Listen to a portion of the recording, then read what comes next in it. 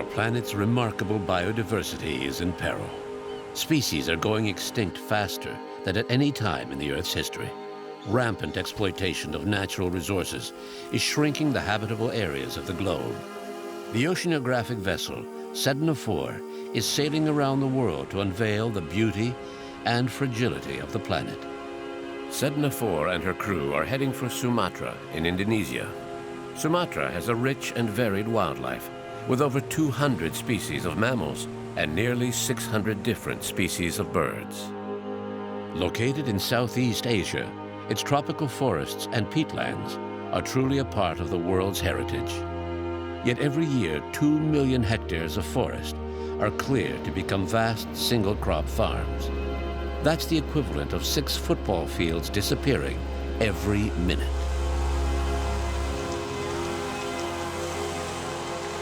The Indonesian government grants concessions to large corporations who turn these precious forests into plantations. Deforestation is quick and brutal. Animals who try to escape or find refuge in small stands of remaining trees are trapped by fires deliberately set. Though illegal, this murderously destructive practice is widespread. Oil palm plantations are springing up everywhere. The fruit produces palm oil, the most popular vegetable oil in the world. An estimated half of all food on supermarket shelves contains palm oil, to say nothing of cosmetics and biofuels. Ian Singleton is the director of SOCP, the Sumatran Orangutan Conservation Program. Orangutans have become a symbol of the fight against deforestation. They are on the sad list of critically endangered species. The best estimates that we have today of the orangutan population in Sumatra is around the 6,000, 7,000 mark. Maybe slightly more, maybe slightly less. But the important thing is it's going down. Now, in the last sort of 10 years, it's been going down slowly. And what we're looking at now is a potential situation where it's going to start going down rapidly. New concessions have just been granted to palm oil companies in an area that was formerly protected, threatening the survival of the last wild populations. The trees are all cleared, everything is scorched, and 99.999% of everything that lived there dies. You can go into these areas and look for a grasshopper or a lizard, and you can't find one. They're not there. Nothing survives this conversion process. Because when they're chopping down these forests in the first instance, they don't sort of get every tree on day one. So you end up with a few trees here and a few trees there. And sometimes you find there's an orangutan mother up there. In the first phase of deforestation, some animals find refuge in what's left of the forest.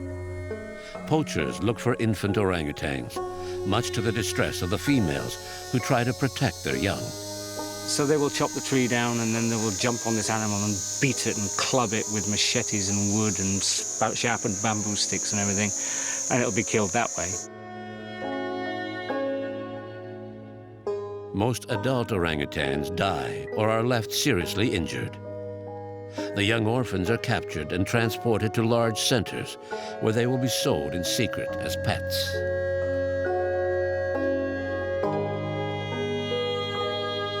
The wounds sometimes that we see are just horrific. We had one many years ago. She aborted a full-term fetus during the attack, and when we got to her, she was chained to a tree by the neck, and her entire body was swollen up like she'd just done 50 rounds with Mike Tyson. It was horrible. The level of violence you need to do that, just concerted violence, it just amazes me. I find it hard to get it in my head that people can be that vicious. Occasionally, local forest police are alerted and intervene. Wounded animals will then be picked up by SOCP or other NGOs and taken away for medical treatment. But for most of the other orangutans, it's death. Slow, agonizing, lonely, and forgotten.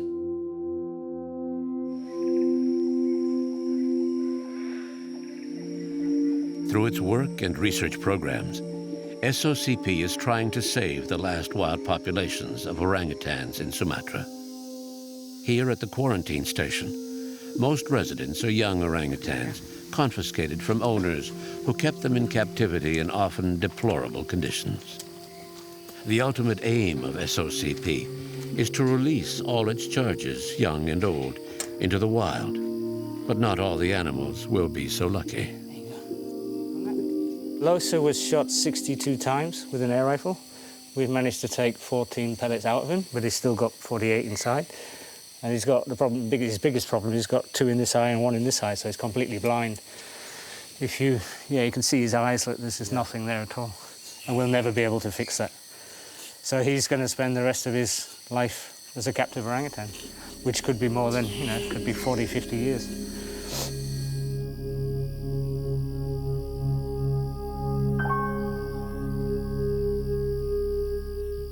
All the rescued animals have to spend time in quarantine before going to the socialization cages.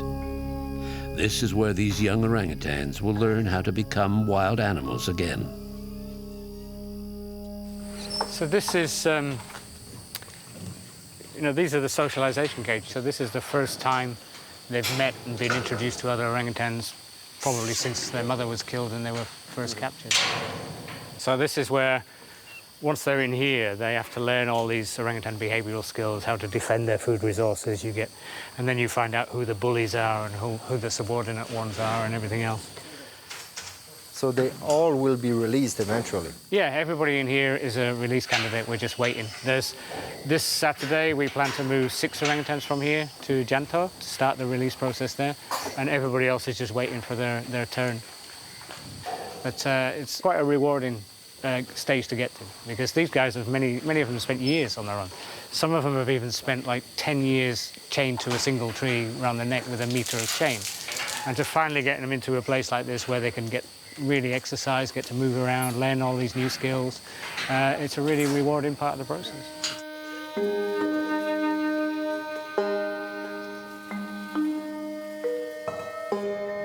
Once again, SOCP comes to the rescue. A wounded orangutan has been found on a plantation. The team must get him to the quarantine station as quickly as possible.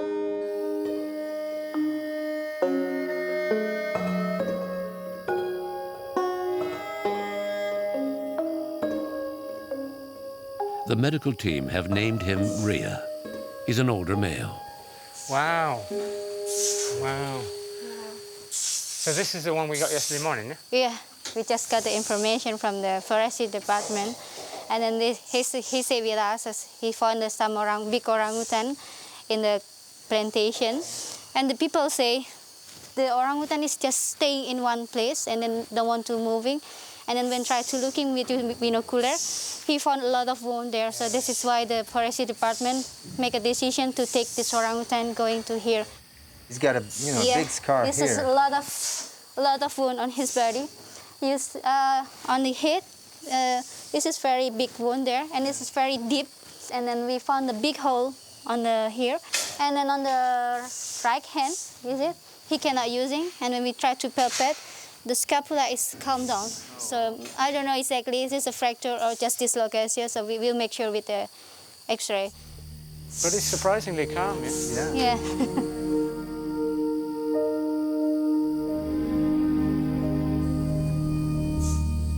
The first step is to anesthetize the animal. He'll then be taken to an examining room and X-rayed to determine the extent of his injuries.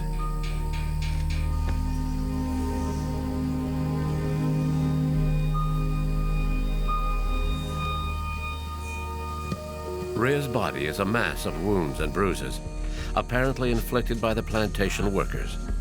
Again, the level of violence indicates the barbaric treatment that awaits any orangutan who dares set foot on cultivated land.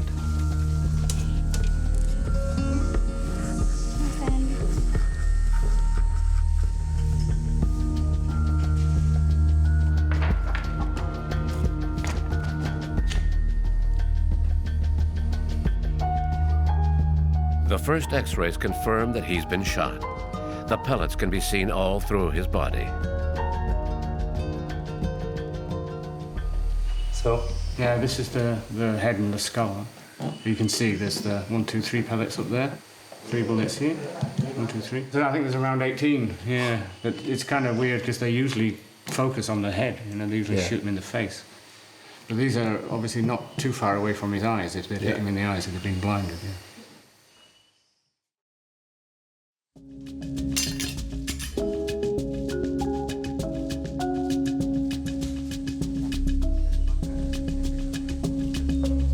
A thorough examination confirms that Rhea has major internal injuries. He'll need several surgeries and extensive treatment for numerous infections. The medical team will need an ample dose of patience and TLC if they hope to save this wounded fellow.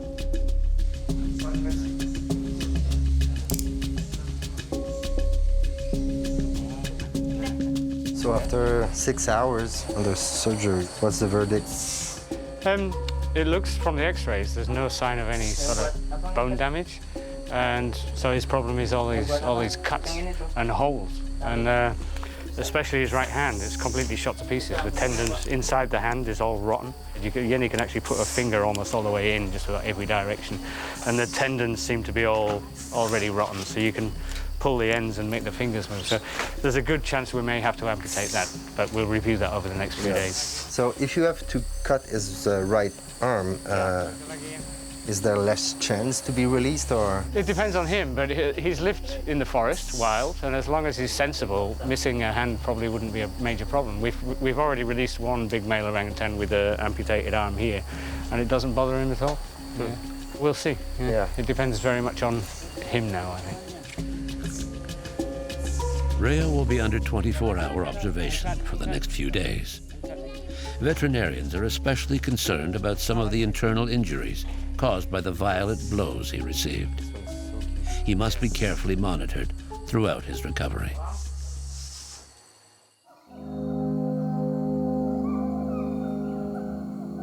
Orangutans aren't the only victims of deforestation in Indonesia. Another species is the gibbon, a small tree-dwelling monkey that moves with astonishing agility. His characteristic song has become a hymn to the forest, a long lament with which the gibbon defines his territory. The neighboring island of Borneo is also being stripped bare. More than half of its forests are gone, slashed and burned for the profit of palm oil plantations. And recent land concessions could lead to the disappearance of 90% of the remaining forest on the island. Aurélien Brulé, known as Shane, left his native France at the age of 18 to settle in Indonesia. He founded Kalawait, an organization for the protection of gibbons. Deforestation on Borneo follows the same pattern. In the first stages, poachers target young gibbons to be sold as pets. At his conservation center, Aurélien Brulé tries to give gibbons who've been confiscated from the owners a decent life. They now live in large enclosures in the heart of the forest. Throughout the Indonesian archipelago, we estimate there are 6,000 gibbons in captivity. Where do they come from? From the forest. The mother is killed and the baby clinging to her belly is captured. And they become living playthings. They're toys. People play with them for a while, then stick them in a cage where they die. It's sad, but this is increasingly common. More and more animals are being held in captivity because so many are caught during habitat destruction. So the logger moonlights as a poacher. They cut down the forest, leaving a little stand of trees where the gibbons are easy to catch. Then they sell them. I'm not giving these animals a second chance. I'm giving them a decent life, which they deserve. They didn't choose captivity. They didn't choose to be caught by poachers. It's our duty as human beings. I'm contributing by having these animals serve as wildlife ambassadors, to give us the means and the tools to protect those who are still in the trees. It's a global problem and very complex.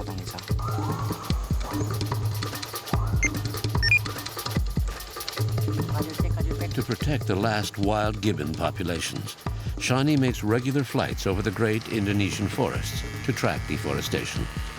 He's often able to flush out poachers who go about their business deep in the forest, out of sight. one of your essential tools is your paraglider. Yes, it's extremely effective because it takes so little effort. In a single half-hour flight, I can evaluate the situation in a reserve of over 1,000 hectares. It would take days on foot to ensure that there was nothing to worry about. I can also keep an eye on areas that are being cleared. This shows a path that was made in the interior. It's the first step before clear cutting. It's an access to the forest. And there they've started clearing, and you can see what's going on.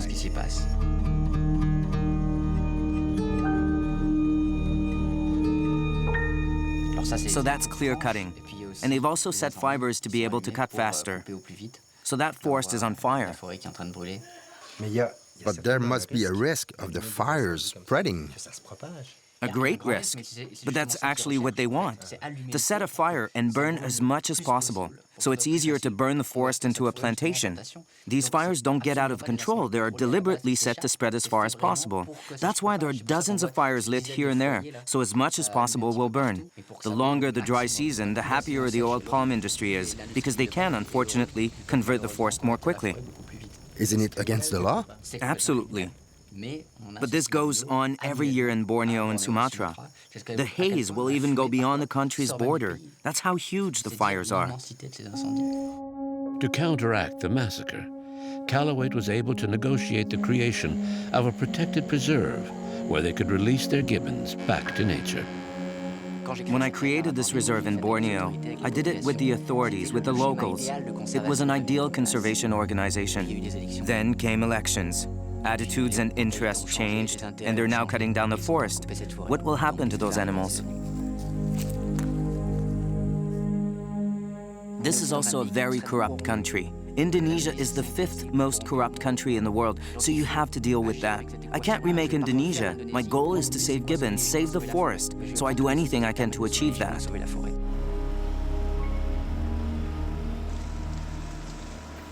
I've devoted 11 years of my life to a reserve in Borneo, 11 years of work, money, and patrols. Today, as we speak, this forest is being clear-cut. And the orangutans and gibbons who call it home?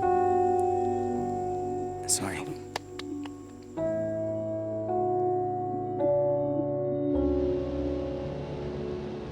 International pressure from many countries forced the hand of the Indonesian government, which did eventually set up national parks for the conservation of threatened species. But in the absence of competent authorities in the field, poachers operate freely, destroying any conservation efforts. The Teso Nilo National Park was supposed to protect 1,000 square kilometers of forest. Today, around 80% of the park is subject to rampant illegal poaching. On the edges of this park, the WWF has created its Elephant Brigade. When the park was established, the park was already in a very bad condition at that time. So basically almost like land of nobody, and that's why these encroachers started to come. So the encroachers that were already there at that time become even more rampant because they possibly invite more people. And now, despite the situation, they still are surviving. It's now gone and turned into oil palm mainly. It's tough being elephant here in central Sumatra, but despite the situation, they still are surviving. In the heart of this supposedly protected park is more evidence of illegal activity. This is quite amazing. Yes. Who did this? This area, what I heard is done by the local people here, not far from this area, that they still believe that this area is still part of their customary land. People who are in the field are basically, generally, are just poor people that happen to need some money or just to sustain their life.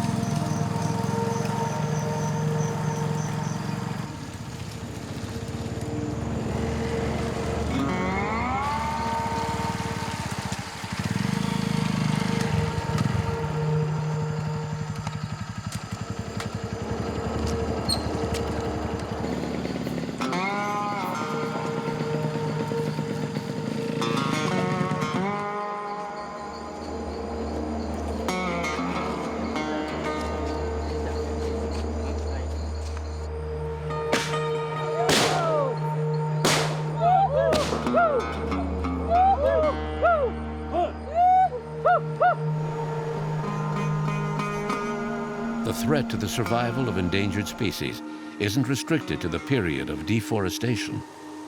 Mature plantations pose their own dangers to survivors of deforestation. A team from the World Wildlife Fund uses GPS monitors to track the movement of some of the wild elephants.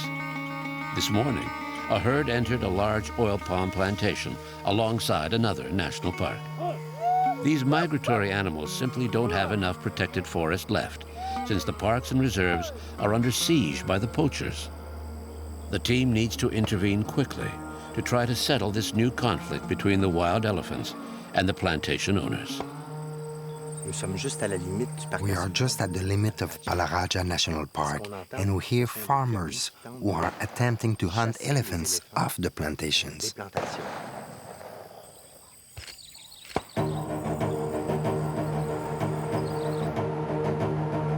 Challenge here is that to chase the elephant, you need to direct them to a place that is safe. But here, there is almost nowhere they can go.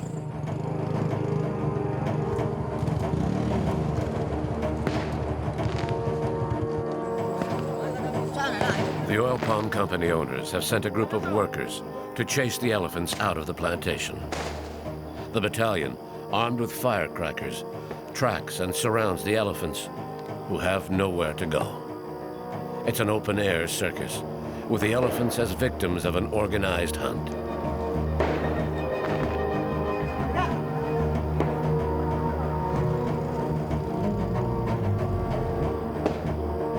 The elephant are trying to go here, but there's somebody there again. Yeah. Yeah. Again, they're There's trapped. so many noise, yeah. Yeah.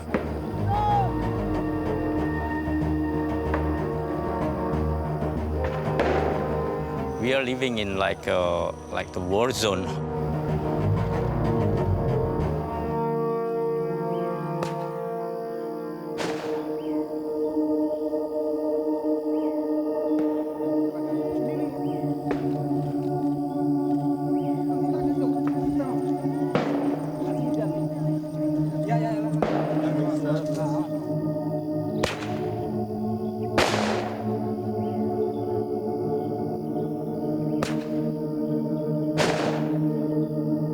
They keep on trying to survive despite this kind of situations. Almost every one of them got different kind of scars in their body because they've been tortured here and there.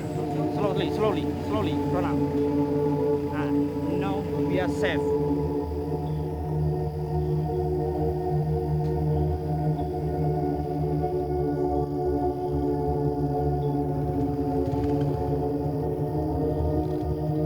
The elephants were able to get away from the first plantation, but are now being subjected to repeated attacks by workers at the next plantation over.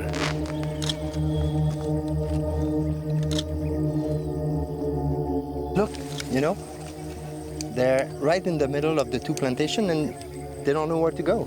Yeah. Different people chasing from different Yeah. directions, so they must be really confused. The plantations have become war zones where owners can do as they please. The elephants simply no longer have enough protected habitat to survive. National parks have been reduced to almost nothing, and the Indonesian government continues to close its eyes to flagrantly illegal activity. Many elephants die every year, poisoned for having breached the borders of plantations. There are only a few hundred Sumatran elephants left in this part of the island.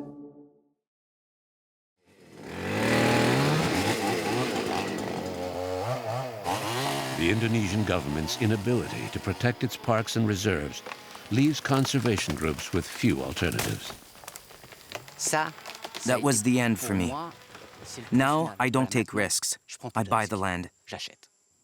If I'm permitted to, under Indonesian law, now that I'm a citizen, I will buy up as much as possible. Even if in terms of conservation, I'm not sure it's the best option. But if we want to be as certain as possible that we can save the forest, we have to buy patches of forest, create private conservation zones.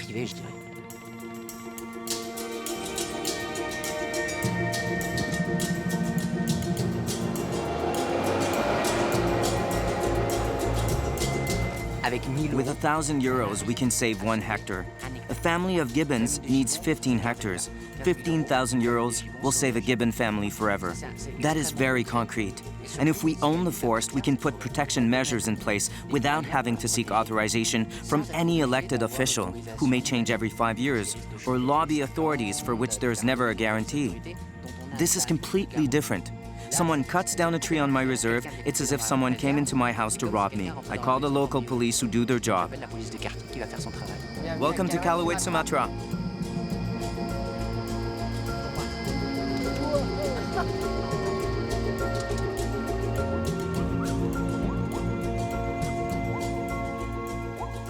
From the high point of his reserve, we observe the morning spectacle of a family of wild gibbons. Free, on land rich in a variety of species, in the heart of a parcel of forest protected by Callaway. It's wonderful because looking down, you can see wild animals, which is almost impossible when you walk through the forest. Yes, it's one of the few places where you can observe wild gibbons at eye level. This is a family of 5. And it's great because the male has light-colored fur and the female is black, so you can see patches of color moving through the forest. That young one seems pretty lively. Yes, that's typical of gibbons. He's almost 2, still close to his mother, but he moves around on his own, jumping around to the annoyance of his parents. What's amazing is to see that the work you do with the cages, with conservation, now allows you to buy sections of forest to protect it. Yes, thanks to the animals you hear in the background singing in their cages, I can protect the wild ones. This is why I came to Indonesia, to see wild gibbons and protect them. And we're doing just that here at Callaway Reserve, the forest we bought. I can touch that goal with my fingertips.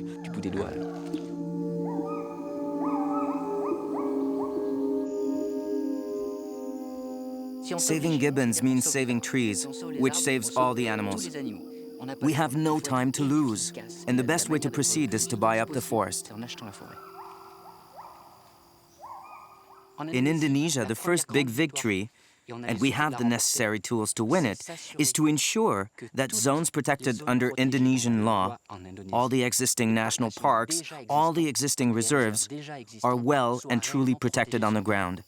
We have the tools we need, the laws on our side. National parks and reserves have already been created.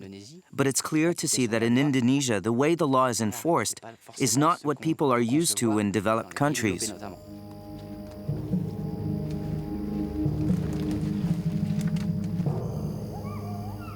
The Callaway Foundation relies entirely on donations from the public. Will Shawnee's plea reach into our homes, where we consumers of palm oil can make a difference? Bowing to international pressure, a group of growers teamed up to produce certified sustainable palm oil. But it's a fraction of the world's supply, and some NGOs doubt the honesty of certain producers.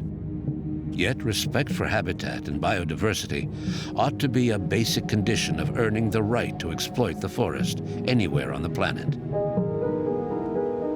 The fight against palm oil is crucial, not just for the forest of Indonesia, which unfortunately is already severely affected by palm oil.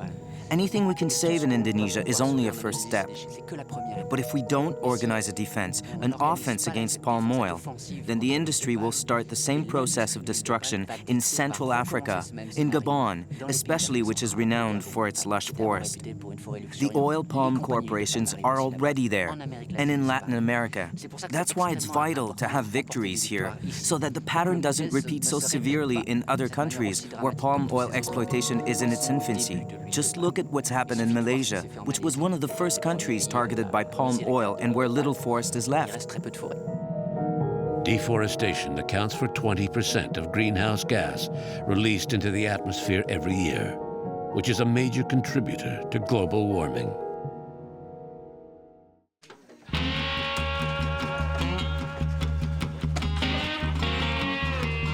The big day has arrived for some residents of the quarantine station. Today they set out on the long journey to the Janto reintroduction site in Aceh province. They're now ready to be set free in a protected area where the SOCP places survivors of deforestation gathered from all over Sumatra. The fact that the release site is so hard to reach offers some protection to this fragile area, mostly made up of peatland. Peatlands are deep peat where all the leaves and trees and branches that have fallen into the water have never rotted because there's no oxygen down there. So you end up with this massive accumulation of carbon under the ground, sometimes 6, 10, 20 meters deep, something like that. Now, if you actually look at Indonesia, I think Indonesia has something like 56% of all the world's tropical peatland.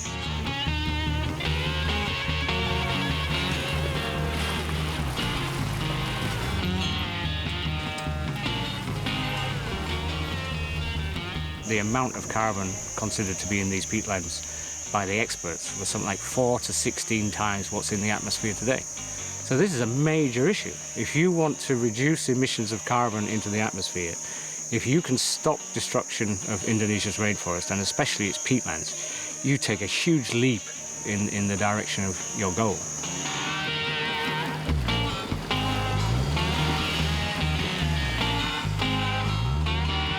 If we fail to protect these, it has major, major consequences for all of us, not just the people here, but everybody on the planet.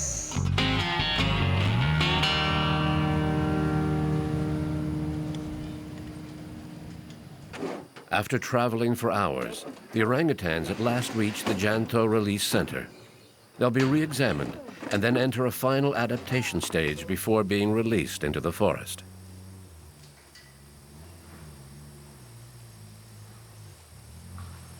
Mission accomplished. Yeah, this is the bit where we actually get to take a breather, eh? Yeah.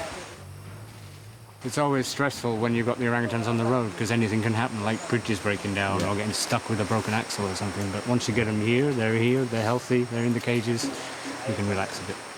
Orangutans tend to just sort of grasp it. You know, okay, I'm in a box, let's see where I go. Yeah.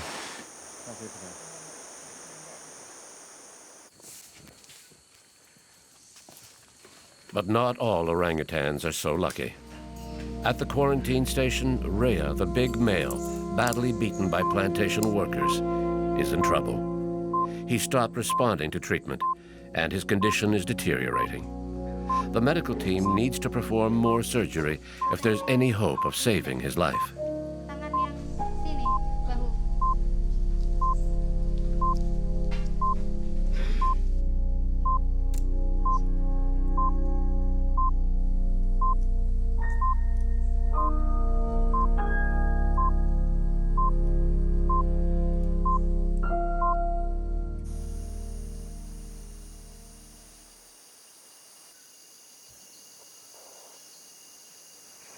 Great day for Ruben, eh?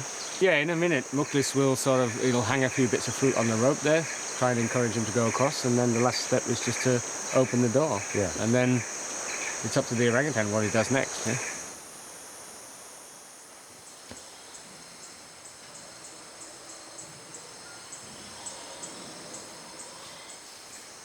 This is what it's all about, yeah? I mean, ever since the orangutans first confiscated and in the medical quarantine and patched up and everything else, it's all about this day where the door is finally opened and they have that chance of a second life in the wild, which could be another 40, 50 years or so. Yeah. It's fantastic.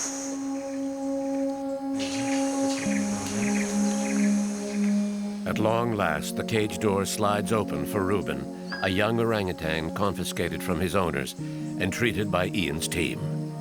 It's a great day, one everyone's been working towards, a day when freedom triumphs. Obviously a little bit unsure about what he's doing, taking a look around. A lot of them do that. They you know, the surprise of having the door open is like, ooh, what's going on here? So they don't just immediately run into the trees, but they just consolidate themselves for a few minutes and see what's around, see what's where, and then they make a plan. Okay, look, he's off. Oh, yeah. Oh, yeah.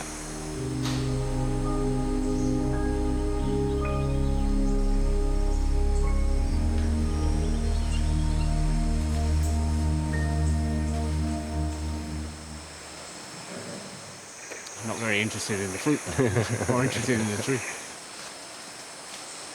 We're very much hands-off from the very start. When they come out of the cages, They're not looking for a human contact. They're looking at the trees and seeing other orangutans there, and they're going there, and they're staying there.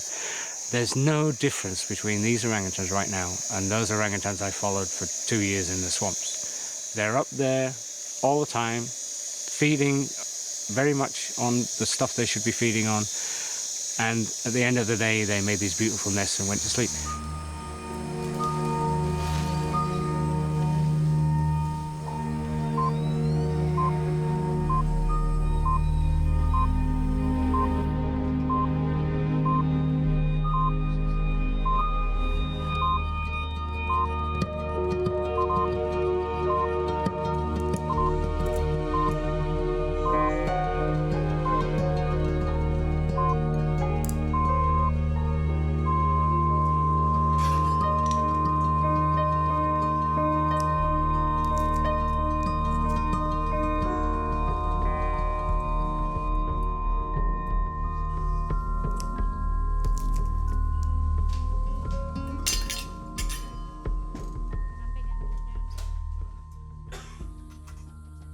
Yenny sent me a text, we lost the poor guy, so yeah, I didn't make it. But I'm kind of, yeah, disappointed because I was a bit optimistic. I thought when we had a good look at him the other day, it looked like he's still pretty strong. He's been enthusiastic about his food, but I think the injuries that he's got inside are much more than what we saw outside. It's really sad because I thought it was a great, rescue story, but he was eating with good appetite and everything, but... This is another orangutan dead at the hands of humans, farmers, villagers, just crazy people. When they get an opportunity like that, they just go nuts. Orangutans get killed almost on a daily basis just for nicking a couple of durian fruits or something like that, It's just bizarre. It's completely out of kilter. Sad. But we move on, try and save the other ones.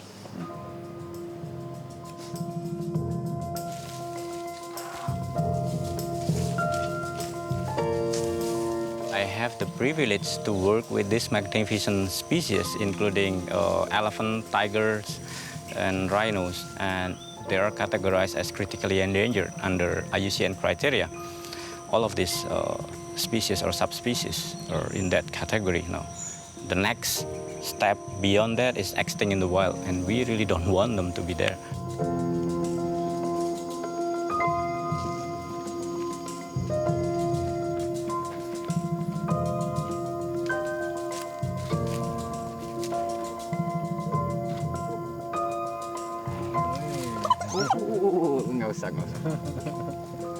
I can't imagine anyone thinking cala weight is a solution. It's often presented as such. Yes, we're doing amazing work, but we won't save the gibbon. Not the gibbon. We're saving some gibbons. And there's a huge difference. We're not saving the forest. We're saving bits of forest, fragments, pockets. But if we don't do it, we'll lose everything, so we have to do it. Maybe there'll be a study in 30 years in Borneo and we'll have saved 2% of the forest. Yeah, but it's not all gone. We have to focus on that, because if we don't act now, if nothing is done, we'll lose everything.